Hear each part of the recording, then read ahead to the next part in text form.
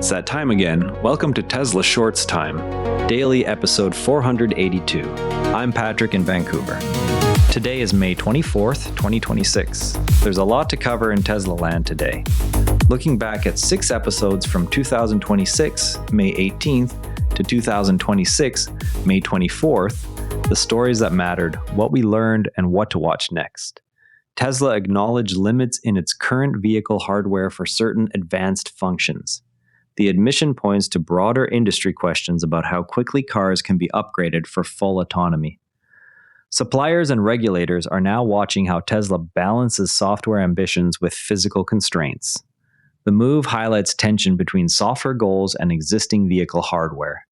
Questions now turn to upgrade timelines across the supply chain and regulatory landscape. While hardware constraints shape what is possible today, Tesla's global manufacturing plans are also hitting external roadblocks. Tesla has abandoned its proposed manufacturing facility in India after facing multiple regulatory and logistical obstacles. The decision removes a key piece of the company's strategy for deeper penetration into one of the world's fastest-growing auto markets. Without local production, Tesla will continue relying on imports that carry higher costs and potential tariff exposure. The move leaves the company dependent on shipments from other regions. Sales efforts in India will now operate without the cost advantages of domestic assembly. With India expansion paused, attention turns to how Tesla is adjusting software offerings in other regions to support sales. New buyers in Europe can now access full self-driving only through a monthly subscription. Just 2 countries have so far approved supervised full self-driving operation. The policy shift removes the previous outright purchase path that existed in other markets. Tesla is aligning payment structure with regulatory approval timelines rather than hardware capability alone. Subscription uptake will become the next data point once additional countries clear the software. As Europe moves to subscriptions, Tesla is simultaneously rolling out the same supervised software in China to lift demand. Tesla has begun rolling out its supervised full self-driving software in China. The expansion aims to improve the appeal of its vehicles amid slowing domestic demand. Regulators and local infrastructure will determine how quickly the feature gains traction with buyers. The rollout represents a direct attempt to use autonomy features as a sales lever.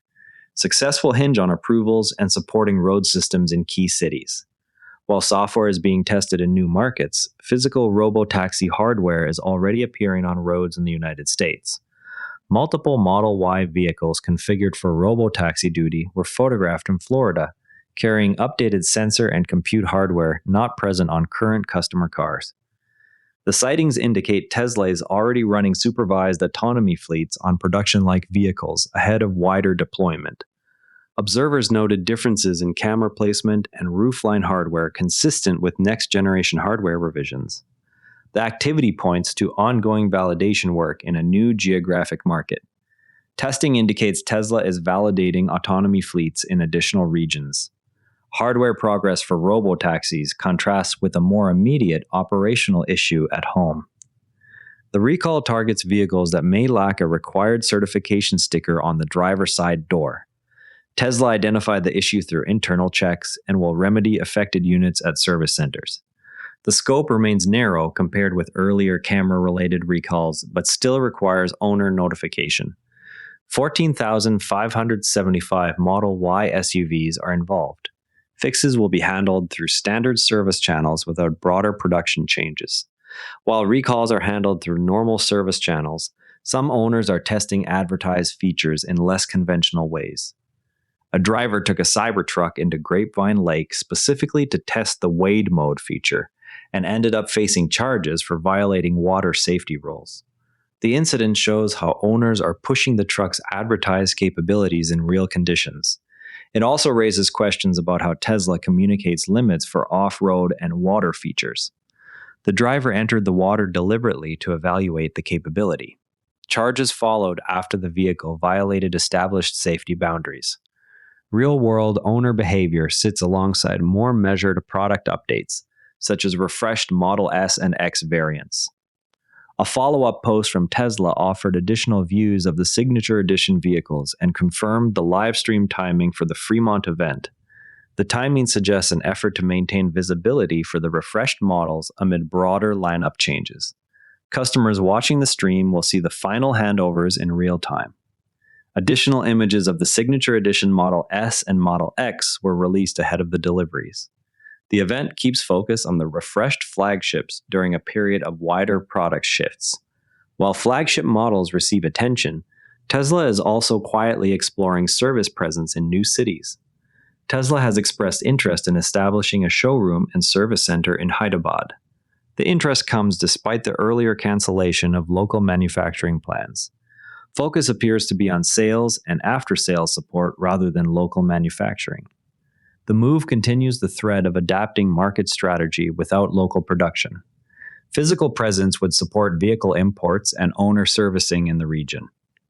There is a challenge worth discussing around how quickly hardware upgrades can reach the installed base.